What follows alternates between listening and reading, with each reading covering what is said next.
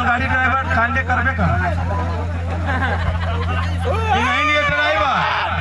आई देख आई खलासी ऐसा नहीं खलासी रखे ना भैया कसम बताइए लो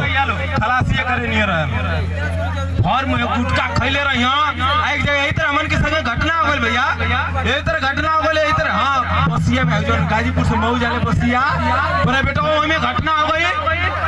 देख ड्राइवर जैसन खलासी वैसन है और मुंह पुकार खैले बा ड्राइवर खलासिया जो रहे तो कहते ए भैया सवारिया कैसे बैठाई हो मैं कोनो बात ना मेरा रूम के आगे से ले आ जवान करके पीछे से मतलब कि ड्राइवर बड़ा ऊ बा खलासियो बड़ा तेज है तो खलासिया तो नहीं बुढ़ऊ दादा नंद कहत अरे पगला मेरा रूम के कहत कि आगे से ले लइकन के कहत पीछे से ले ड्राइवर से पूछला कि हम के कहां बैठाई बे तो ड्राइवर हो बहुत तरह भी कहता है ना तू बोनटवे पे बैठ जा